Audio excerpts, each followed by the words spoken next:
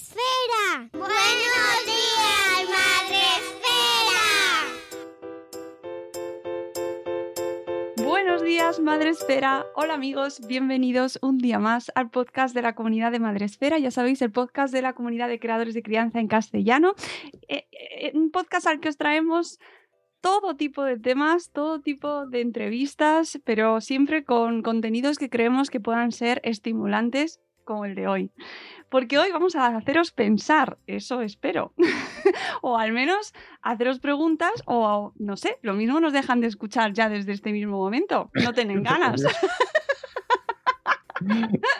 Espero que no. Yo os invito a que os quedéis porque vamos a proponeros un paseo y una proposición, una propuesta que es una lectura. Ya sabéis que aquí nos gustan mucho los libros, pero que son puertas abiertas a temáticas a lo mejor por las que, bueno, pues hace mucho que no transitáis o por las que vuestros hijos están transitando ahora y queréis acompañarles o porque queréis proponerles aventuras a ellos. Hoy hablamos sobre filosofía y lo hacemos con el profesor de filosofía, como toca, como es lo suyo, Eduardo Infante, que es escritor del libro Filosofía en la calle. Buenos días, buenas tardes, buenas noches, Eduardo.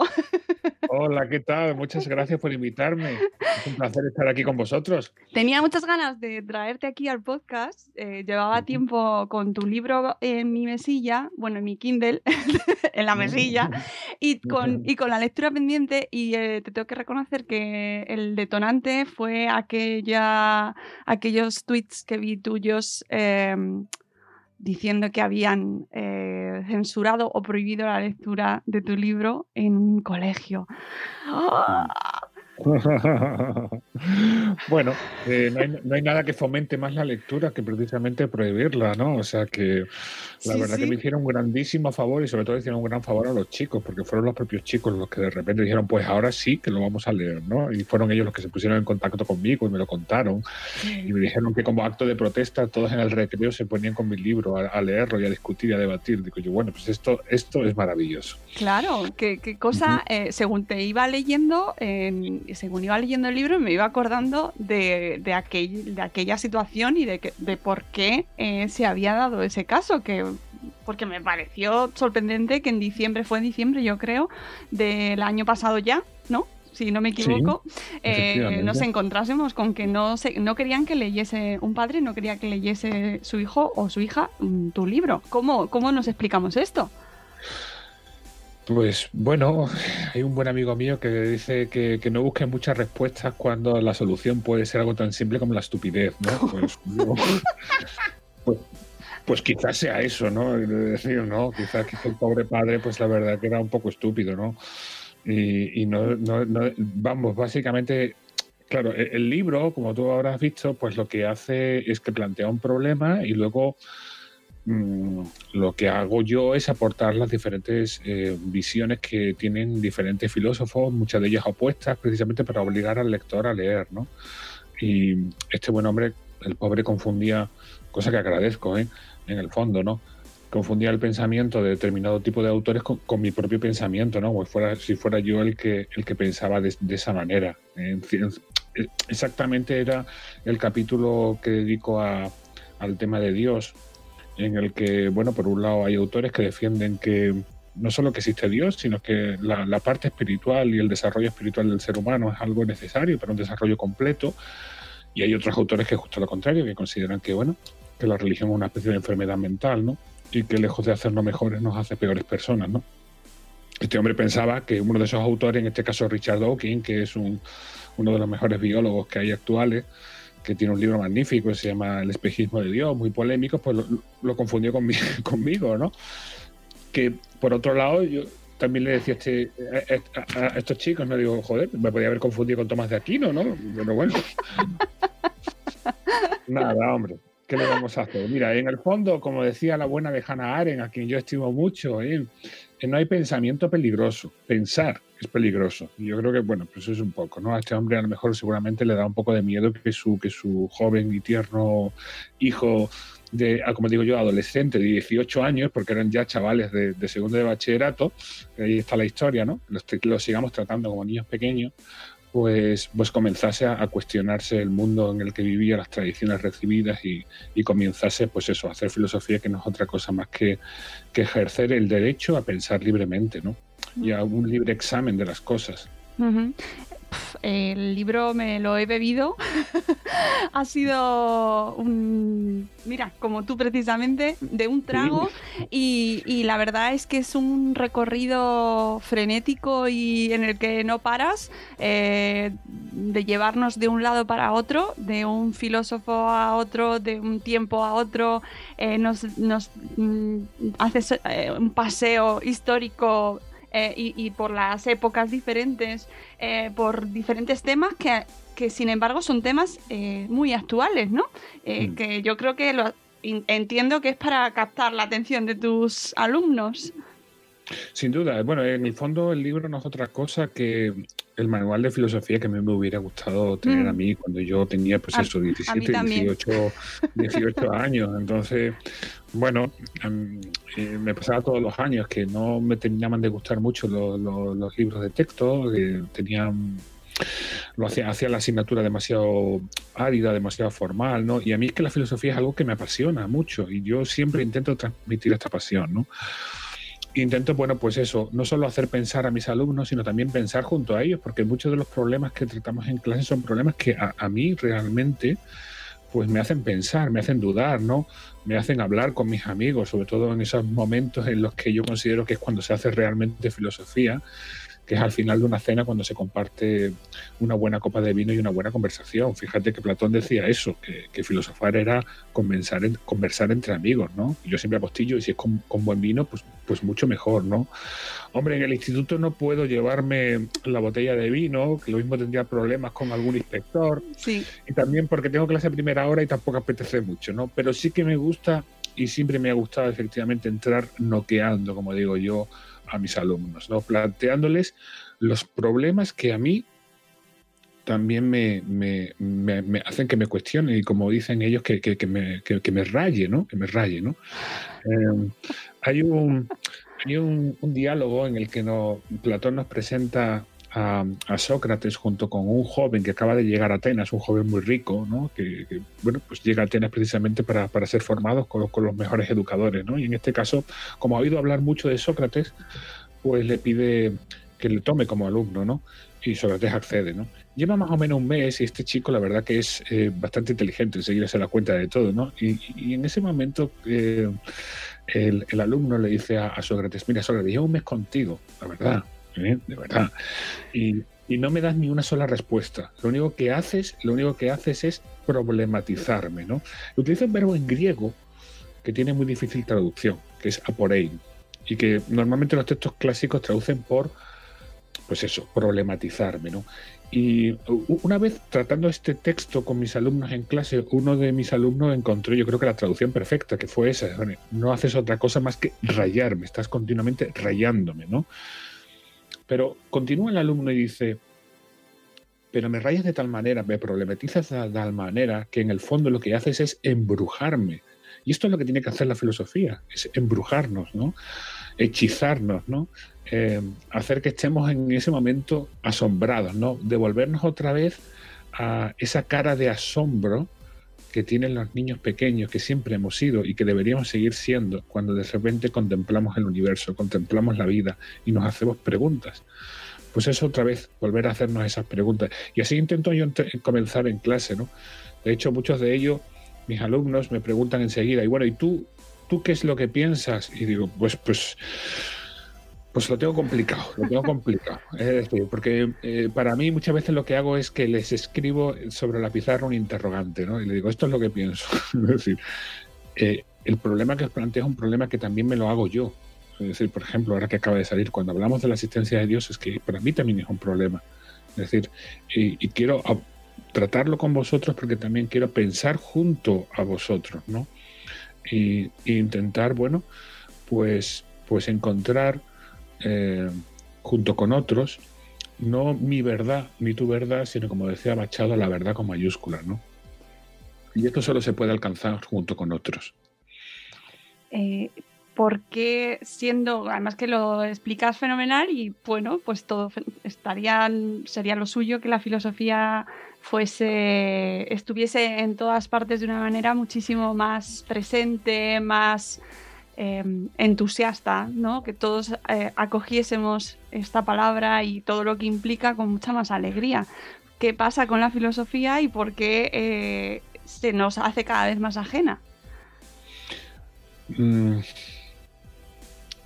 La pregunta es magnífica, ¿no? Yo me la hago muchas veces. Yo creo que en el fondo, porque la filosofía siempre ha sido una práctica, ha sido hacer algo, ¿eh? Fíjate, te lo decía desde el principio, ¿no? Yo creo que Platón lo define muy bien, es un diálogo entre amigos, ¿no?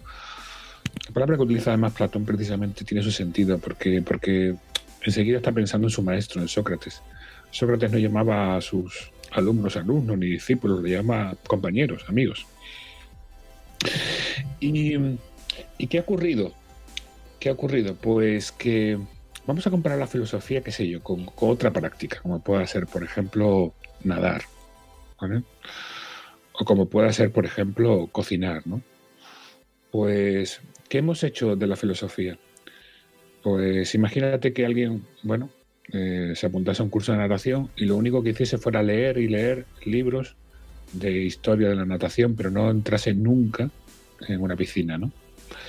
O alguien que, bueno, pues se apuntase a unas clases de cocina japonesa y leyese o incluso memorizase recetas de cocina, pero nunca se pusiese entre fogones, ¿no?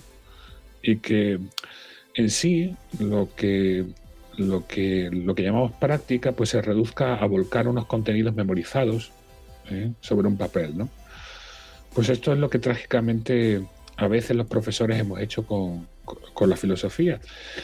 Y lo que ha hecho que muchos alumnos, que muchos estudiantes, bueno, pues le cojan asco y tirria con toda la razón del mundo, ¿no? A la filosofía. Pero a mí siempre me gusta recordar que eso no es filosofía. Eso no es filosofía. Eso es lo que ha hecho un sistema educativo que quizás precisamente lo que quiere es que nuestros alumnos no piensen por ellos mismos. ¿Sí?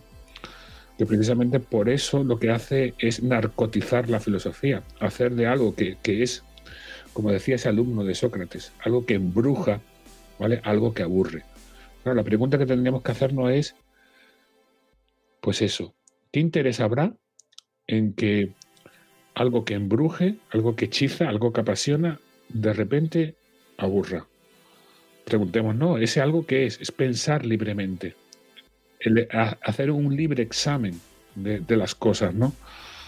Bueno, quizás no interese, efectivamente. Quizás interese, pues eso, generar un tipo de ciudadano que sea competente en un determinado trabajo, para desarrollar una determinada función el día de mañana, pero que sea absolutamente incompetente para gestionar su vida, gestionar sus emociones, gestionar sus sentimientos, sus relaciones con los demás, que sea un consumidor también incompetente, que al final termine comprando solo y exclusivamente lo que las determinadas marcas digan, que sean también un hombre político totalmente incompetente, incapaz de comprender la diferencia entre la justicia y la injusticia, lo correcto y lo incorrecto, pues quizás sea eso, efectivamente. ¿Vale? Pero yo me enervo y me revoluciono y no quiero permitir. De hecho, como cuento en el libro, esa anécdota de esa chica que me marcó, que fue un punto de inflexión en la vida, lo que me hizo precisamente es decir, bueno, la misma pregunta que tú me acabas de hacer, ¿qué es la filosofía? ¿Qué era la filosofía? ¿No? Y lo que yo hago en mi clase no es otra cosa más que practicar la filosofía que practicaban, bueno, los discípulos de Sócrates. Y yo en ese sentido, pues, bueno, me declaro un humilde también discípulo de Sócrates. Y nos propones 29 retos, si no me equivoco, son 29 me parece, a través de vas tratando temas bastante actuales. Traes OT, por ejemplo. Sí, efectivamente. O sea que, bueno, las generaciones más jóvenes, vamos, encantadísimas, pero que sí que al final son temas universales. ¿Cómo conseguimos explicar o que la gente entienda que siguen vigentes palabras de la Grecia clásica para explicar preguntas relacionadas con OT? ¿Qué tiene que ver? Bueno, pues porque hay una naturaleza humana que compartimos, una naturaleza común. Y por ejemplo, el ser humano es el único que es capaz de ver la belleza. Ningún otro animal es capaz de emocionarse ante la belleza, ¿no? La belleza es algo que solo los seres humanos somos capaces de contemplar. Y es una de las cosas que precisamente pues, nos hace humanos, ¿no?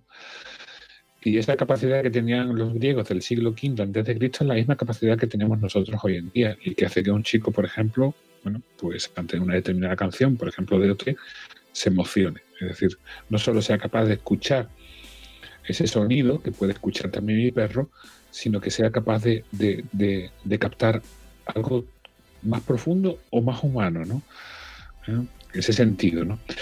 Bueno, precisamente los griegos, especialmente los atenienses, fue un pueblo, bueno, pues no solo muy preocupado por entender lo que era la justicia, puesto que era la primera vez en la historia que el gobierno y las leyes se hacían entre todos, ¿no? Y entre todos, por tanto, tenían que determinar y decidir qué era lo justo, sino también era un pueblo que valoraba mucho la belleza. Que además conectaban con el bien.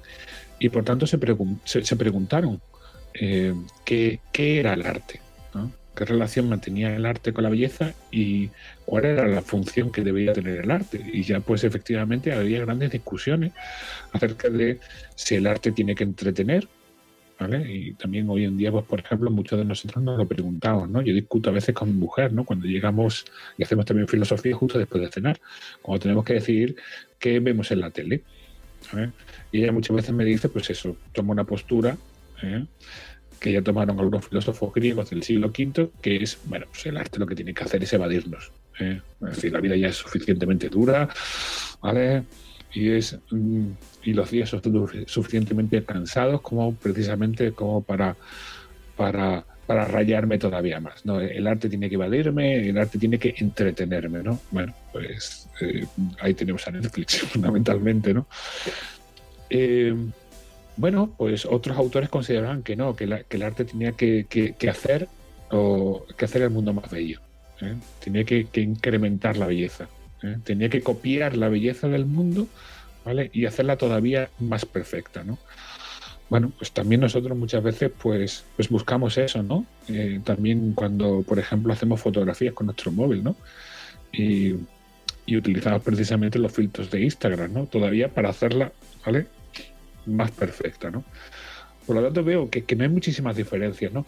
Otros consideraban que el arte tenía una función social, es decir, que el arte tenía que educar.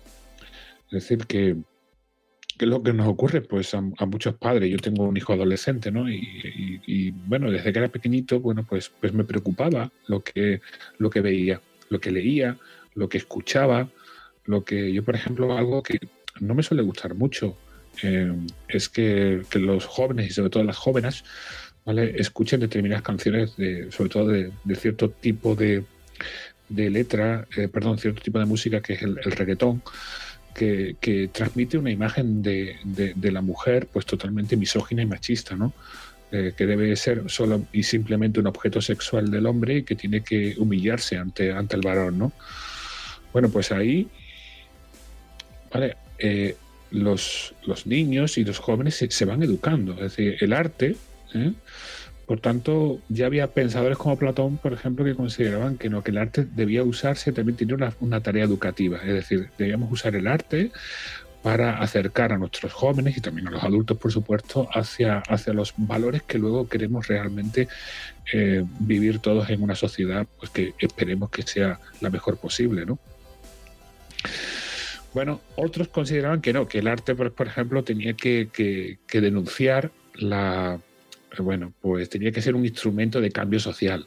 Muchos filósofos pues consideraban efectivamente que el arte muchas veces se ha prostituido y ha estado al servicio pues de los poderosos y que precisamente que esa visión del arte como puro entretenimiento es para efectivamente, para que nos evadamos y no nos preguntemos por qué tenemos las vidas de mierda que tenemos, ¿no? Y qué es el culpable de que tengamos este tipo de vidas, ¿no?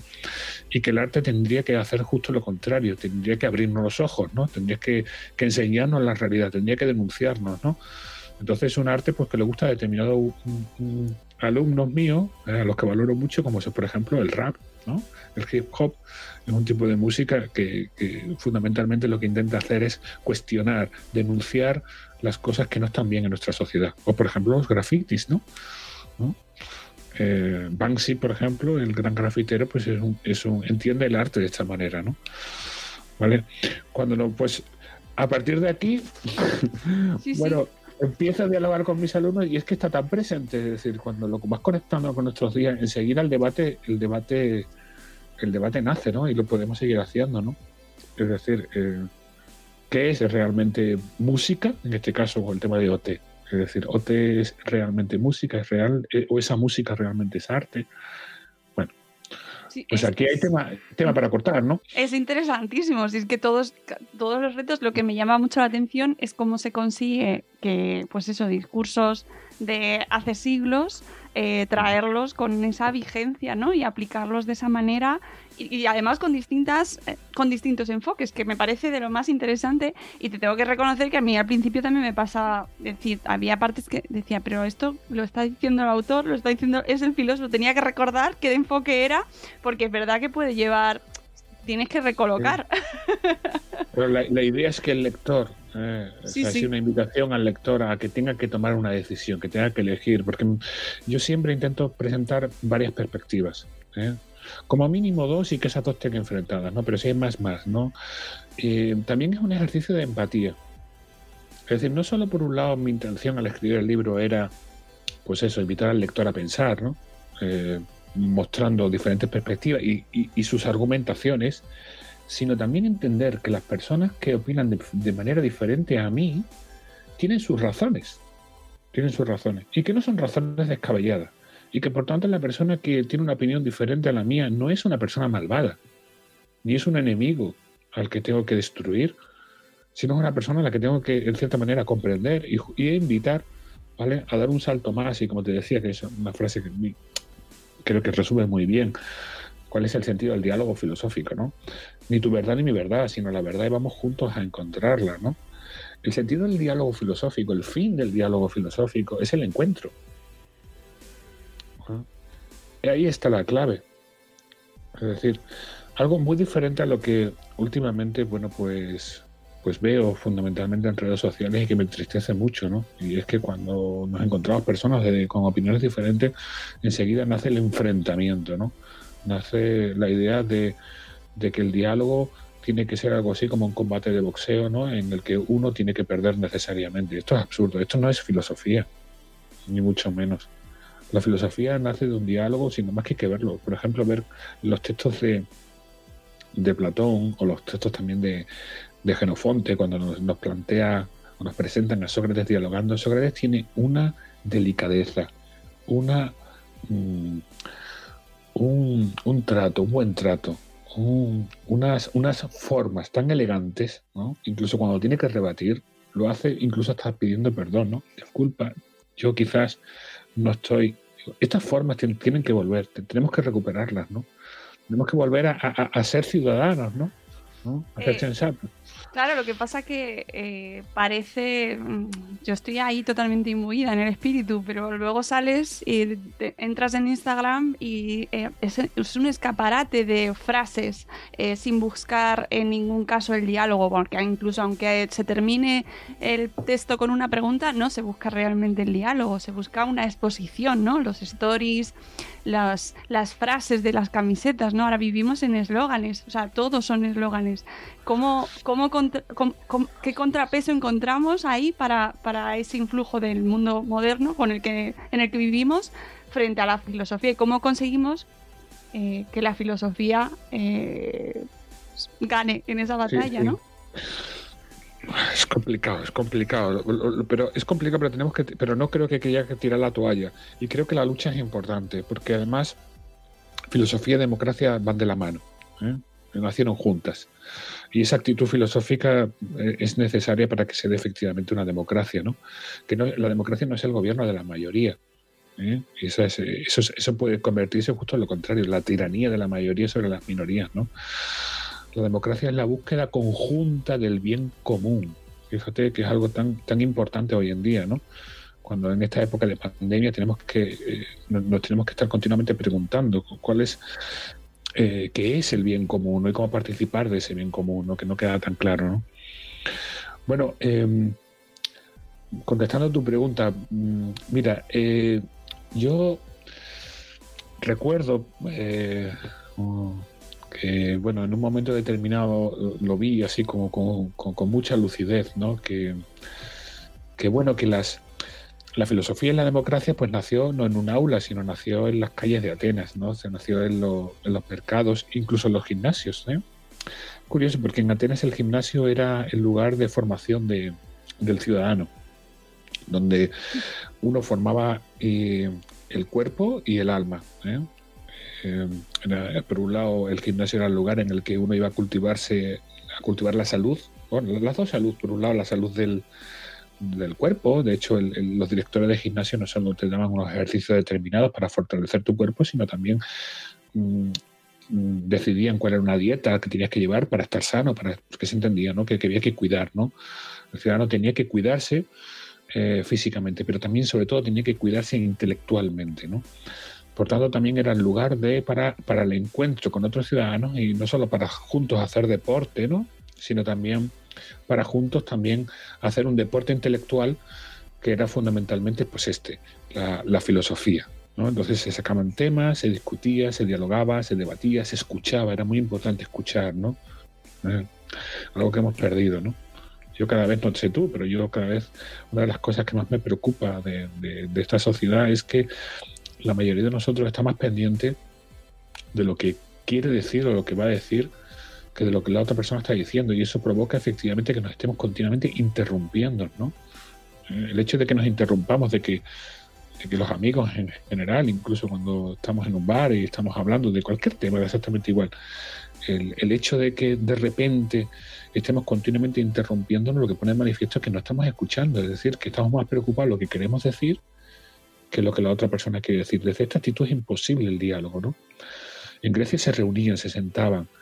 Y los jóvenes, además esto es muy importante, los jóvenes estaban ahí escuchando desde pequeñitos a los adultos. Muy importante, es decir, una de las maneras de aprender a dialogar es viendo y escuchando cómo otros dialogan. Dialogan como hay que dialogar, ¿eh? Entonces yo me pregunté, ¿cuáles son hoy en día el lugar en el que los ciudadanos pues nos encontramos, ¿no?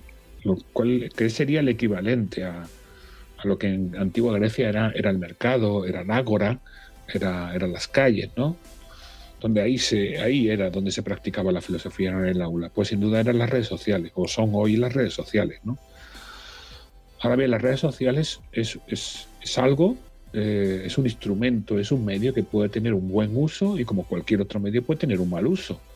Es decir, un cuchillo podemos usarlo, darle un buen uso y utilizarlo para cortar un buen jamón y disfrutar de una rebanadita de jamón, o puedo usarlo, yo qué sé, para asesinar a una persona, ¿no? Bueno, que sería un mal uso de ese cuchillo, ¿no? Pues igual ocurre con las redes sociales. Las redes sociales son un instrumento magnífico.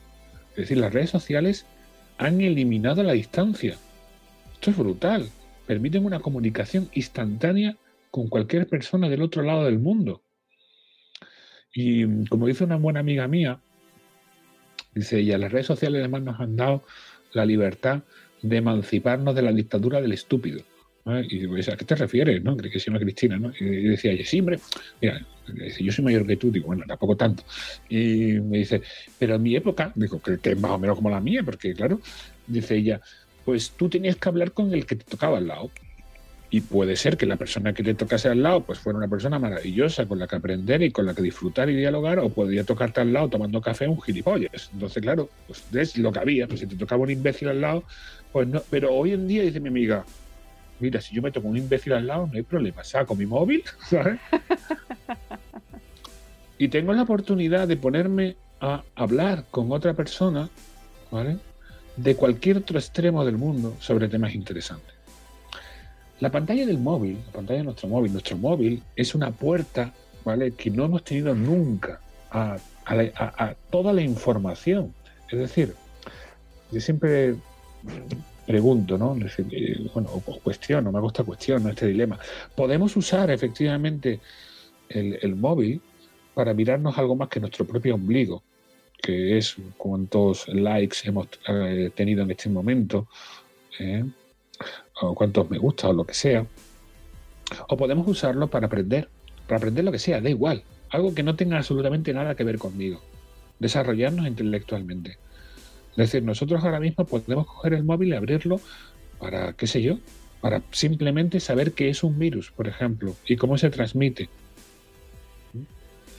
O podemos usarlo para cotillear a nuestra expareja, ¿vale? Y ver sus últimas fotos en Instagram, ¿no? Bien, por tanto, lo que hace del móvil, lo que hace de una red social un instrumento de estupidez o un instrumento de desarrollo intelectual, en el fondo somos nosotros. Nosotros tenemos ese poder, pero nosotros a nivel individual.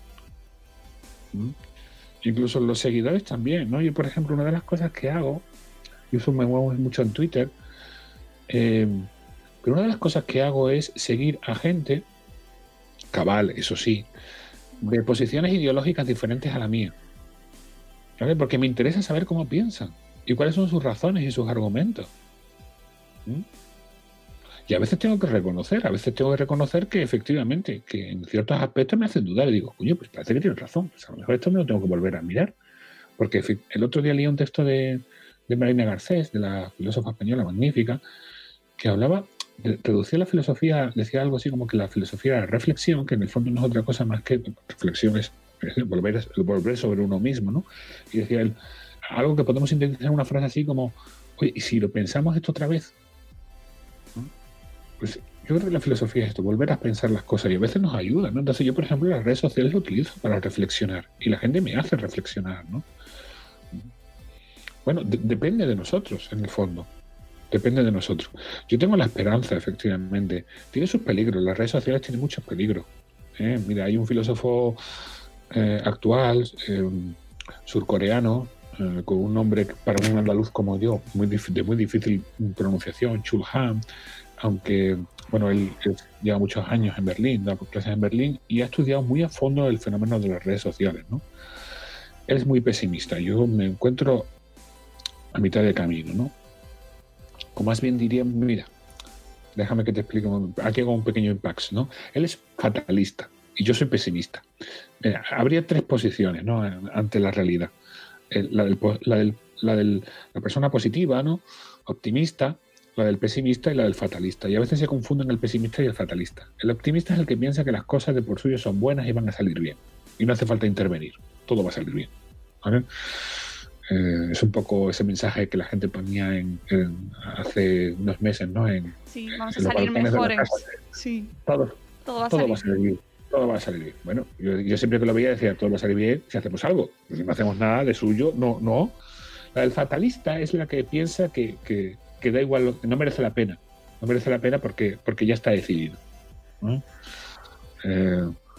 Bueno, recuerdo yo, por ejemplo, a un director que tuve que llegaba a las reuniones de los claustros, ¿no? Decía, bueno, la decisión está tomada, ahora si quieren dialoguen, ¿no? No merece la pena. Y en cambio la del pesimista, en la que yo me incluyo, ahora yo ahí sí, yo me considero pesimista, es la que considera que la realidad de suyo, si no intervenimos en ella, va mal. Por eso precisamente hay que intervenir, hay que estar presente, hay que hacer algo. Es decir, el hombre de acción en el fondo es un pesimista. Si intervenimos en la realidad es porque pensamos que si nosotros no hacemos algo, la realidad va a ir a peor. Es decir, que si no estamos ahí poniendo nuestro granito de arena, la cosa va a salir mal. Y con el tema de las redes sociales pasa eso. Es decir, si nosotros efectivamente no hacemos algo, cada uno de nosotros a nivel individual, para combatir las fake news, ¿no?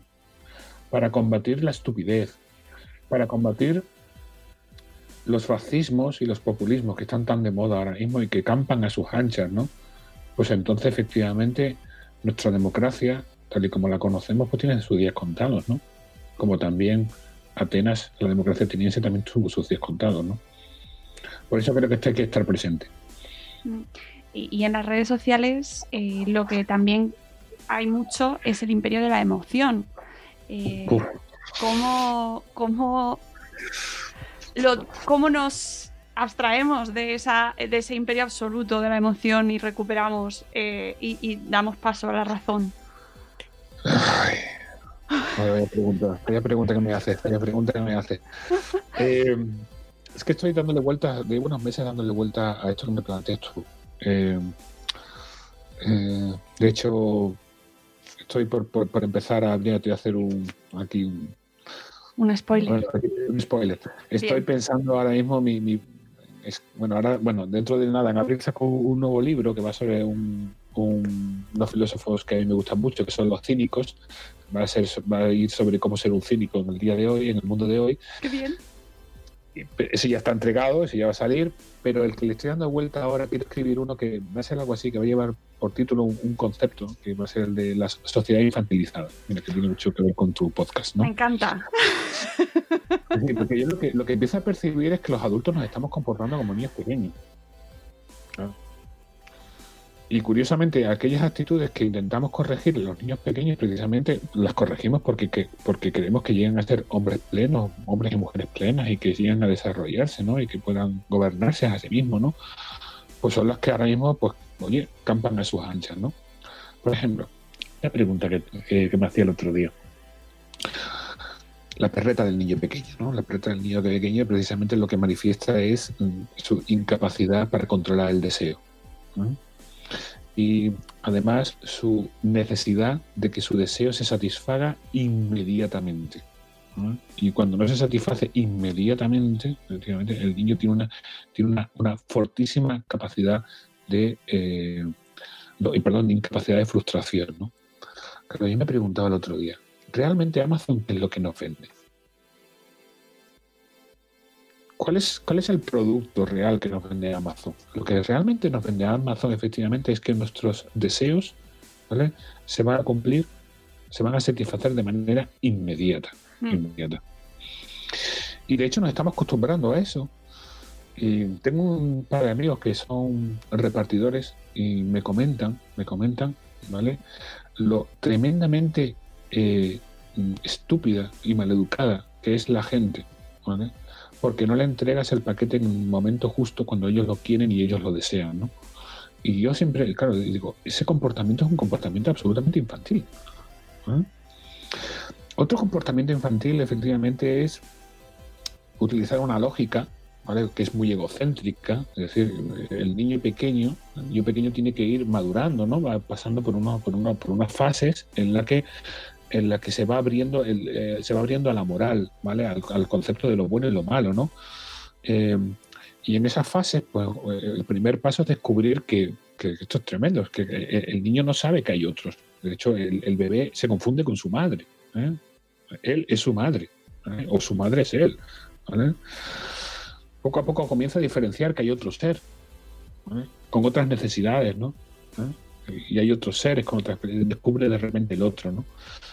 Y bueno, empieza a darse cuenta efectivamente que no puedes utilizar al otro, que el otro también tiene sus necesidades, que tiene sus sentimientos, que empieza a divagar, ¿no? Y empieza a parecer a un mal filósofo.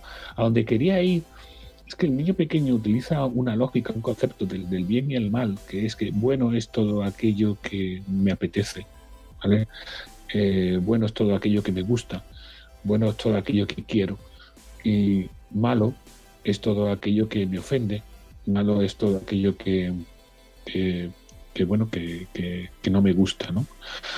Y ahí está la clave. Es decir, estamos dejando en el mundo de hoy, los adultos, estamos dejando que la lógica infantil de que algo es bueno simplemente porque me gusta y algo es malo porque me ofende, empiece a arrinconar, a tomar, a entronizar el lugar que ocupa el juicio moral. El juicio moral es algo que es un ejercicio racional bastante difícil y complicado. Es decir, seguir una norma o seguir una ley es muy fácil, pero preguntarme en cada caso concreto qué es lo correcto, qué es lo justo, qué es lo bueno, no es nada fácil. No es nada fácil. Y muchas veces además necesitamos el diálogo junto con el otro, ¿no? Y entonces, ¿qué estamos haciendo? Pues estamos sustituyendo el pensar, el razonar, el buscar razones y argumentos para poder entender por qué algo es justo o injusto, algo es malo o es bueno, simplemente por la impulsividad, ¿vale? De que algo pues me ofende o algo me gusta, ¿no? Y esto ocurre así en las redes sociales, ¿no? Pero claro, no existe un derecho a no sentirse ofendido. No hay. ¿Vale? Porque sobre las emociones y los sentimientos no podemos gobernar, es decir, son subjetivos. ¿Vale? A ti te puede, yo qué sé, disgustar o ofender que yo corte jamón. ¿Eh? Y a mí, pues qué sé yo, me puede disgustar y nada más que es algo que no controlo. Me puede disgustar, por ejemplo, el color rojo, que me pone muy nervioso. ¿Vale? Que no es algo, pero no es algo que yo controle, pero claro, intentar, Mónica, a ti obligarte a que no tengas nada rojo en tu cuarto, ¿vale? Pues me parece un poco injusto, ¿no? ¿Vale? No debería ser ese el criterio, porque entonces no encontraríamos un criterio que fuera válido para todos. Y ahí está la clave. Tenemos que intentar encontrar, y eso es algo muy difícil, un criterio que valga para todos, no para uno. ¿Y qué estamos haciendo? Nos estamos convirtiendo como el niño pequeño en el único juez. No, yo soy el único juez que va a decidir qué es lo bueno y lo malo, ¿vale? Lo bello y lo feo, lo justo y lo injusto. No necesito a nadie más, ¿vale? ¿Qué ocurre? Pues quizás a lo mejor efectivamente las redes sociales, pues, ahora estaba pensando, ¿no? En las redes sociales cada uno crea su mundo, ¿no? Entonces nos convertimos en pequeños tiranos y además hacemos eso. Y ahora te expulso de mi mundo, ¿vale? Sí.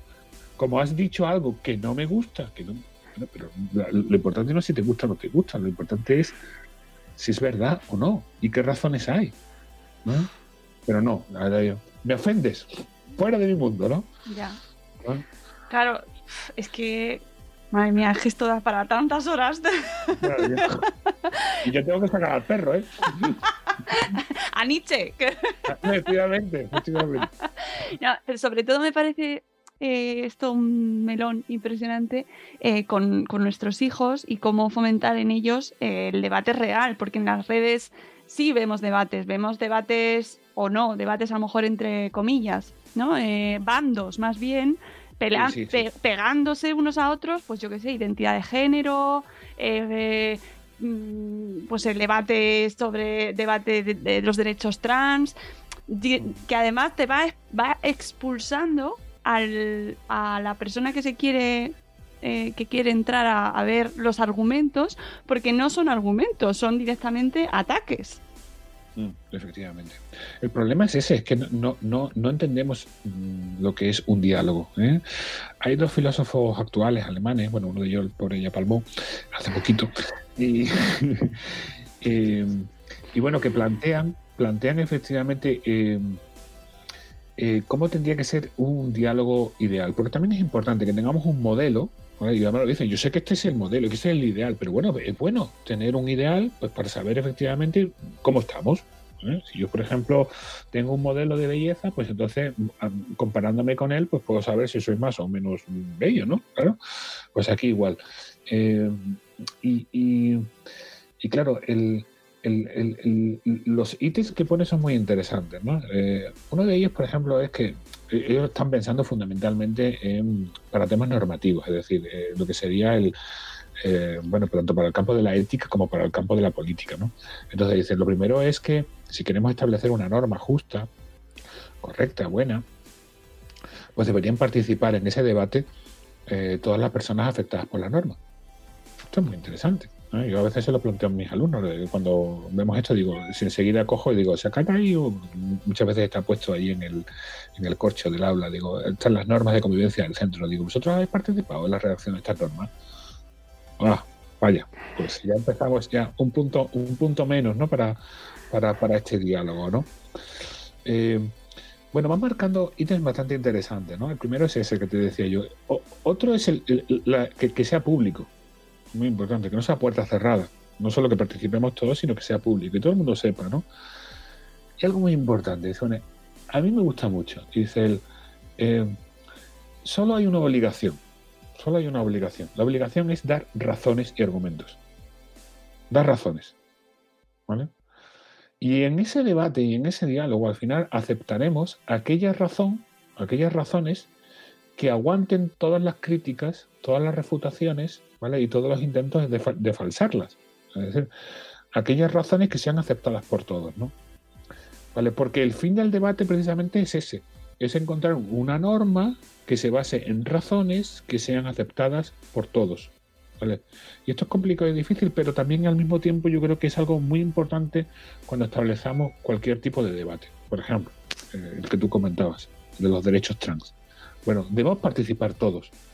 ¿Cuántas veces en este tipo de debates, por ejemplo, se dice, bueno, a mí alguna vez me ha ocurrido, es decir, no en el caso del tema trans, bueno, en el tema, por ejemplo, del debate feminista, en algún momento determinado se me había dicho que yo no puedo participar porque soy un hombre hetero. No lo entiendo. Yo puedo estar equivocado, claro que sí, y yo me abro a estar equivocado, ¿no? Pero que no pueda participar yo en un debate sobre el modelo de sociedad justo y en el que yo quiero vivir, ¿vale? Y cuáles son los valores que, pues yo creo que claro que puedo participar, cualquier ser racional puede participar. Y bueno, hombre, yo muy inteligente no soy, pero un poco de razón tengo, ¿vale? Entonces, todos deberíamos participar. Ahora bien, todos deberíamos participar, ¿vale? Precisamente porque todos tenemos algo que aportar a ese debate. Y ese es el objetivo y el fin del debate.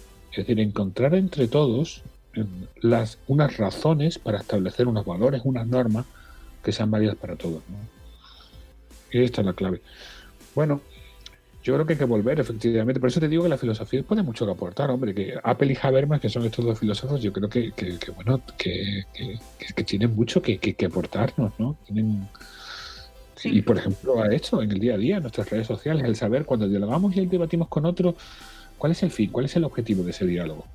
No debería ser, eso se lo digo mucho a mis alumnos. A mí no me gustan los zascas. Los zascas no me gustan en absoluto. Pues entonces... Me parece una machonería, me parece un querer humillar a la otra persona. ¿Para qué? Es decir, ¿qué sentido tiene? ¿Qué sentido tiene, no? Es decir, cuando Sócrates, por ejemplo, dialogaba y debatía con alguien con el que tenía una posición que consideraba errónea, lo que hacía precisamente era intentar encontrar razones o que él mismo se diera cuenta de que sus razones no eran adecuadas, no eran válidas, ¿no? Pero precisamente para luego invitar a esa persona a, bueno, enseguida, después de la refutación, venía una invitación. No era tú no tienes ni puñetera idea y yo tengo la verdad. No, yo no estoy de acuerdo con esas razones, creo que no son válidas, yo tampoco lo tengo claro. ¿Qué te parece si tú y yo examinamos este tema? ¿Vale? El zasca es justo lo contrario. El zasca es un poco... Del zasca no pueden hacer un diálogo. Después de que te hagan un zasco, ¿cómo va a venir un... Oye, ¿te apetece que nos sentemos tranquilamente a tomar un vino y a examinar este tema? No. Claro. El zasca es pura testosterona. ¿No? Es humillación, es buscar la humillación del otro. Claro. Sí. Y además tenemos que preguntar a la persona que va por ahí haciendo zascas, en el fondo quizás a lo mejor se lo tendría que hacer mirar, ¿no? Es decir, debe tener un complejo de inferioridad bastante grande, ¿no? El último capítulo, de hecho, de tu libro me parece maravilloso, precisamente porque haces pues una exposición sobre cómo debería ser la argumentación, que yo creo que debería ser obligatoria la lectura de todo el libro. Pero es que ese capítulo, Eduardo, muy bueno. Es que no sabemos argumentar, no sabemos hacer preguntas. Nada. Hay una profesora de filosofía, la pobre ya murió, tiene un libro muy bueno, especialista en eso, en cómo argumentar. Bueno, en este caso, en cómo argumentar mal, ¿no? Tiene un catálogo magnífico de lo que en filosofía llamamos falacias, que son argumentos que parecen correctos, pero que no lo son, que no son argumentos válidos, ¿no? Y que, bueno, el Congreso de los Diputados pues nos da todos los días pues muy buenos ejemplos, ¿no? De este tipo de falacias, ¿no? Y las redes sociales ni te cuento, ¿no? Bueno, y esta profesora comentaba en su libro algo que me parece muy interesante, ¿no? Y decía, es que pensar bien, comienza para pensar bien, lo primero que hay que hacer es no pensar mal. Entonces tenemos que saber qué es pensar mal.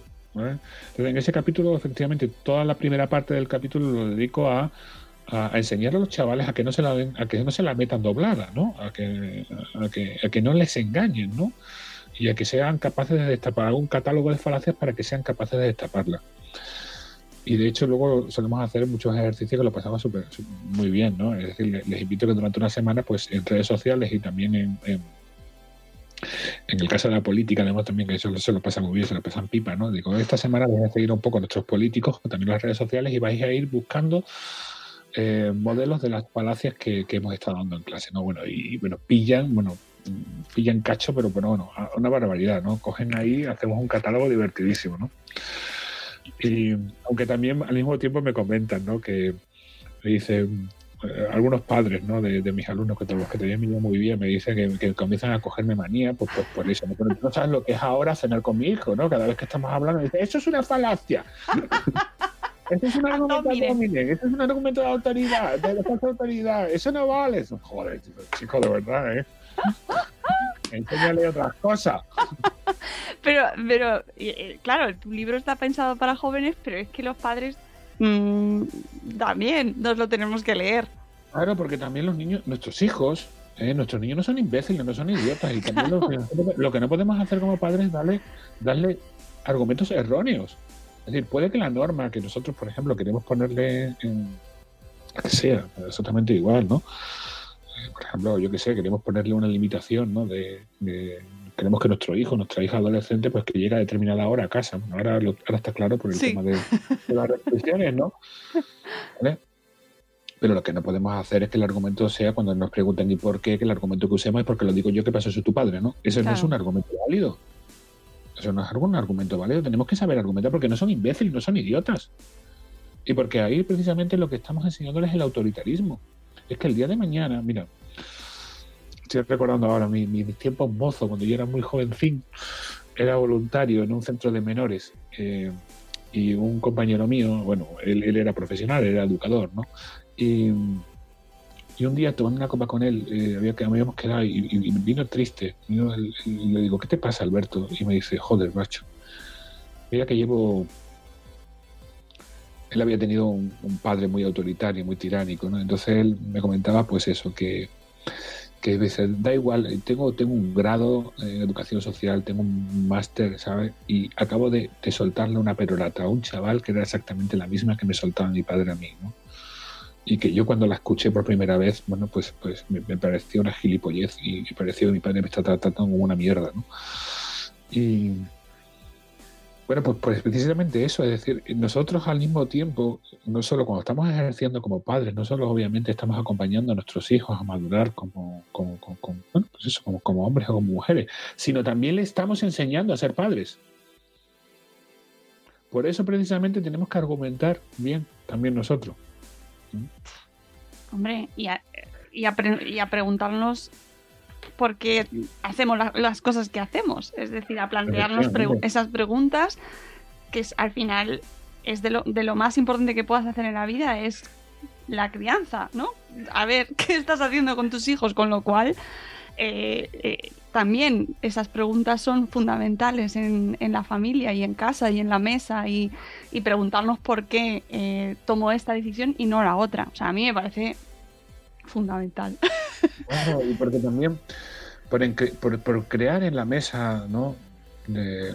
Un lugar de encuentro, de diálogo, y para ello se necesita confianza y libertad, que se puedan tratar los temas. Yo a nivel personal lo he intentado hacer con mi hijo, ¿no? Y también lo hago también con mis alumnos.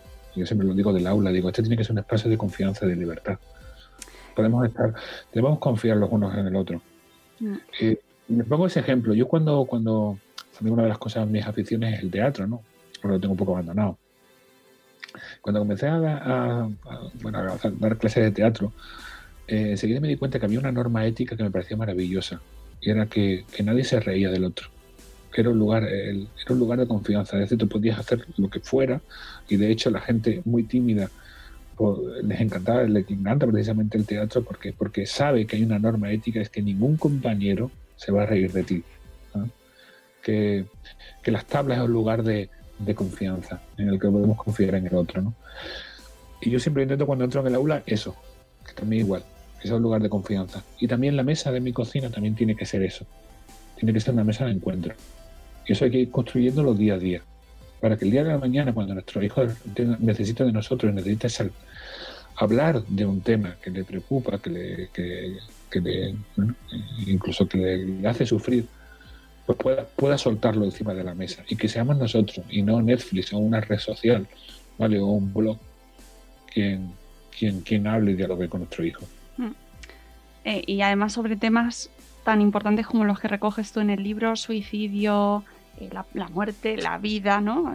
Al final es el amor, el robo, es que son todos temas que al final trascienden y que a todos nos afectan y que pueden además dar pie a conversaciones interesantísimas. Y no me quiero olvidar de la parte más lúdica, por así decirlo, del libro, que es la parte cinematográfica, que a mí me has puesto muchos deberes, aparte de todos los libros que me quedan pendientes, porque claro, te abre muchas puertas, la de películas que nos recomiendas y que o que ya hemos visto o que nos quedan por ver.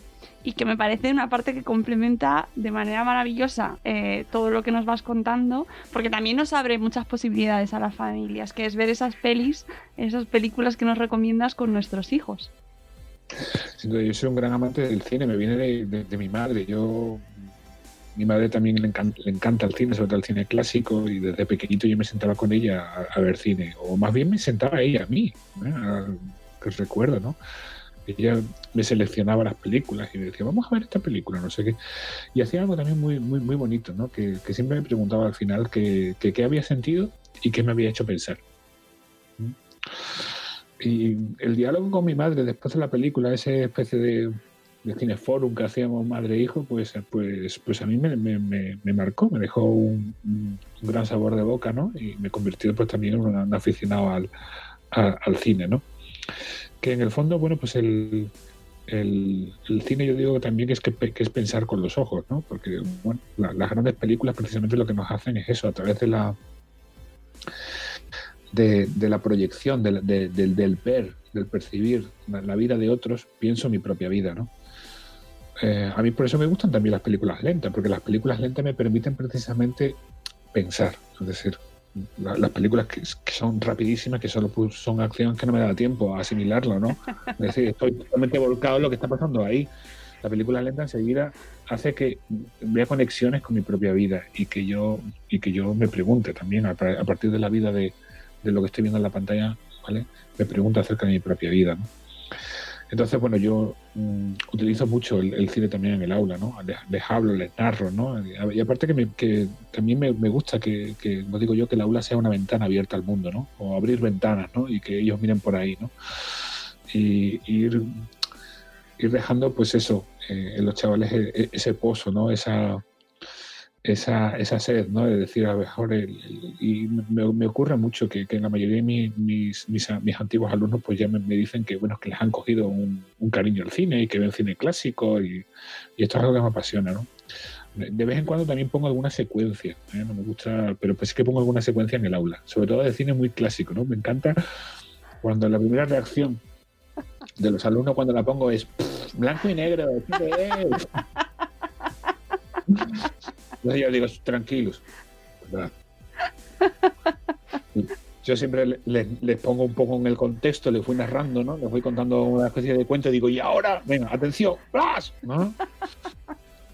Entonces se quedan todos, me encanta, lo hacen todos así. Madre mía, ¿no? ¿Esto qué es? Pues esto es una maravilla, ¿no? ¿Esto por qué no me lo habían enseñado antes? Digo, Y también digo, es que tenéis que utilizar, lo que no podéis hacer es ver cine o series de televisión como si fuera, no sé, un cliente, ¿no? De usar y tirar, ¿no? Usar y tirar. Porque muchas veces les pasa que les pregunto, ¿qué fue o incluso les pregunto, ¿qué serie estás viendo? Bueno, me dicen, serie tal. Y digo, ¿y de qué va? Son incapaces. Pues no me acuerdo. Digo, chico, es imposible. Es decir, las películas o las series que verdaderamente nos marcan, las recordamos perfectamente. Y a mí me pasa igual. Es decir, yo a veces veo series o películas que no me dicen nada y efectivamente no me acuerdo porque no me marcaron, ¿no? Pero una experiencia que tuve muy bonita fue algo que organizamos aquí con mis chavales y me pareció precioso. Fuimos al teatro, ¿no? De aquí de la ciudad en la que yo vivo, de Gijón, ¿no? Y entonces se cumplía el 75 aniversario de la proyección de Casablanca. Entonces proyectamos Casablanca en versión original, ¿vale? En el cine en el que se proyectó en su día, ¿no? E invitamos además a 2 abueletes que habían estado presentes cuando ese cine proyectó Casablanca, ¿no? Entonces lo primero fueron mis propios alumnos, hicieron una entrevista a estos 2 abueletes, ¿no? Y sobre cómo era el cine, ¿no? Que recuerdan, ¿no? Y fue maravilloso, fue maravilloso. Y luego vimos la película, ¿no? Los técnicos me decían, pero en serio que las vas a poner en versión original. Digo, ¿le vas a ponerle Casablanca a los chavales en versión? Digo, sí. Bueno, impresionante. A los chavales les encantó, fue una cosa maravillosa, ¿vale? O sea, no, este es el problema, que pensamos que nuestros hijos, porque son pequeños, ¿vale? Son estúpidos, y no lo son. Y que no van a ser capaces, no les va a gustar. ¿Cómo? Ponlo, pónselo, pero acompáñalo. Y lo que tampoco podemos hacer, lo que no podemos pretender, esto a veces se lo digo a los padres, lo que no podemos pretender es que nuestros hijos hagan lo que nosotros no hacemos. ¿Tú qué quieres? ¿Que tu hijo lea? Coño, siéntate a leer con él. ¿Vale? Pero si tu hijo te ve tomando cerveza a los Homer Simpson y rascándote... bueno, ya sabes, ¿no? Lo que no puedes pretender es que tu hijo se coja la crítica de la razón pura, ¿no? De manera espontánea, ¿vale? Diga, hoy me apetece... No. Acompañemos a nuestros hijos a los museos, acompañemos a nuestros hijos, vayamos con ellos al teatro, es decir, vayamos efectivamente generando en ellos esa semilla, ese amor al conocimiento. Para mí es fundamental, yo me lo planteo siempre. Tenemos que transmitir, da igual lo que sea, pero ir transmitiendo un amor al conocimiento. Decía Emilio Lledó, y a mí, con esto termino, pero me gusta mucho, decía Emilio Lledó que obsesionar a nuestros hijos con ganarse la vida es obligarlos a dar el primer paso para perderla. La educación no tendría que ir de eso, de qué tengo que estudiar para alcanzar un trabajo el día de mañana. La educación tendría que apasionar, ¿no? Tendría que transmitir una pasión hacia el conocimiento, sea el que sea, me da igual que sea física, que sea matemática, que sea literatura, lo que sea, pero apasionarlo.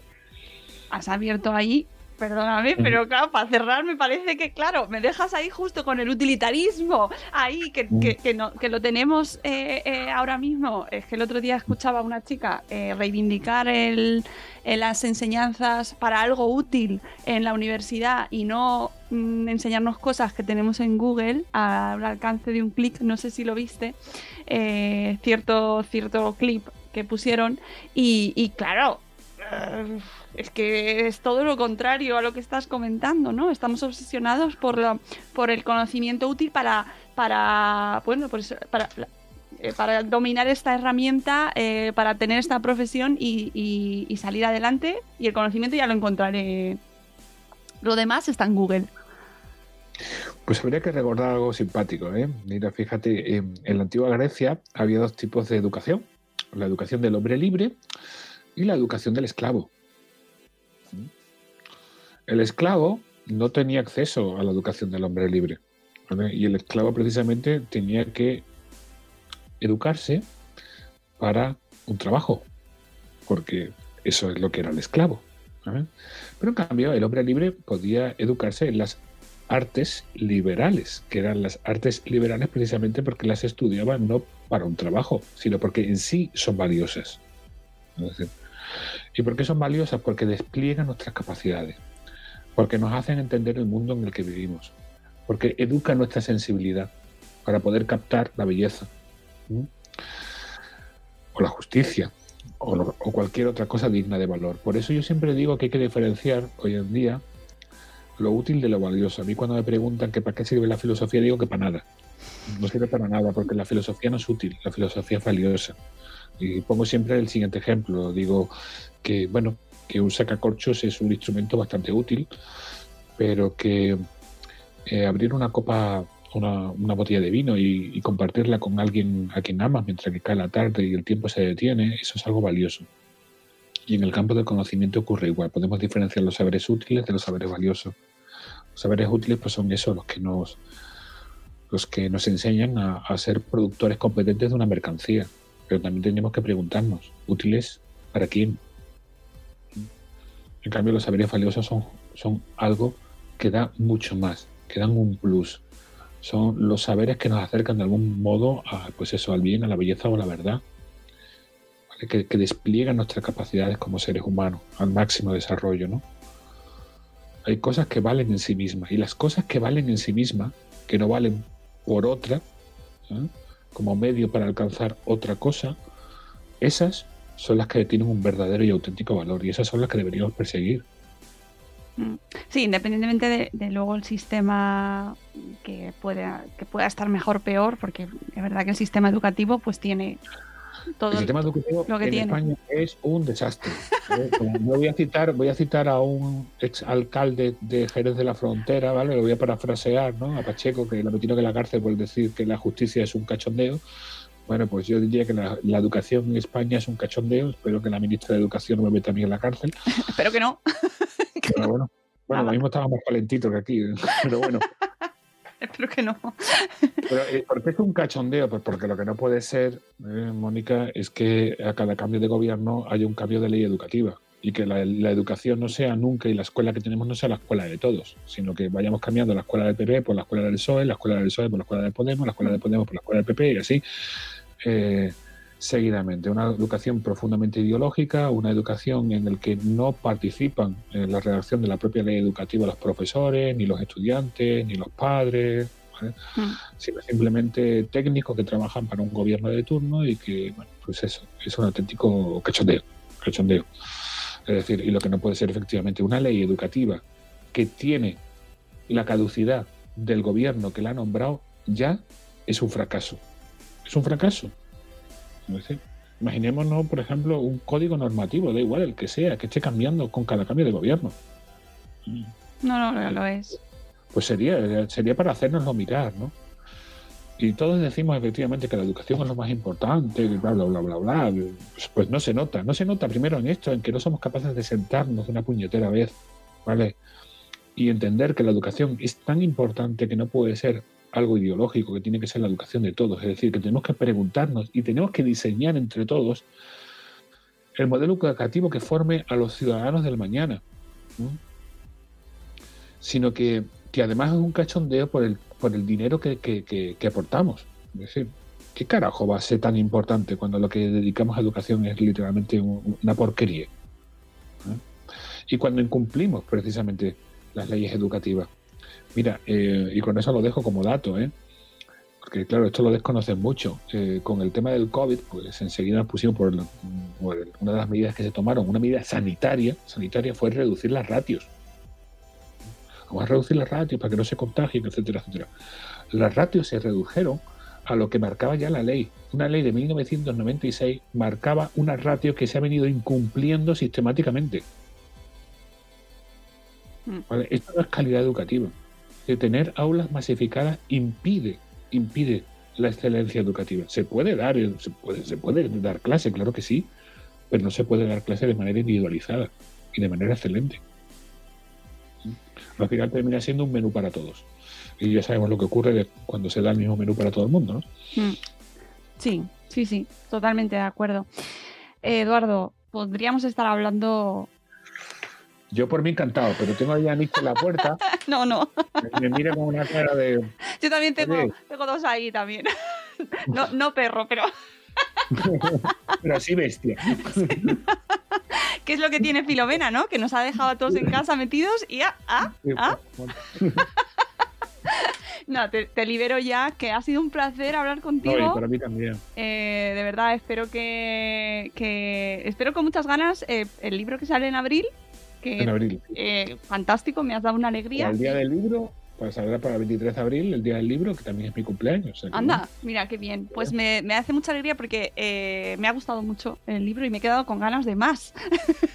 Así que aquí nos quedamos esperando y bueno, y los siguientes proyectos pues también. Y mientras tanto, a Eduardo podéis leerle por Twitter, seguirle con sus filorretos, que es esa prolongación en redes sociales de esas preguntas que lanzas y a las cuales te responde cualquiera. Y lo que quieran. Así que os invitamos a que si nos escucháis en cuanto lancemos este podcast, pues que os participéis en los hashtags Filorreto y que participéis con junto a Eduardo en las fantásticas preguntas ahí. A ver, ¿esto qué quiere decir? Maldito Eduardo.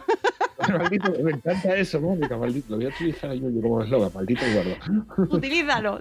Bueno, pues un placer y nada, nos seguimos leyendo y nos seguimos haciendo preguntas. ¿Vale, Eduardo? Muy bien, ahí está. Pues Muchas un abrazo, gracias. Mónica. Muchas gracias a ti por invitarme. Gracias. Adiós. Y gracias a todos los que nos habéis escuchado. Nos vamos y volveremos en un nuevo episodio de Buenos Días, Madre Esfera. Hasta luego, Mariano. Adiós.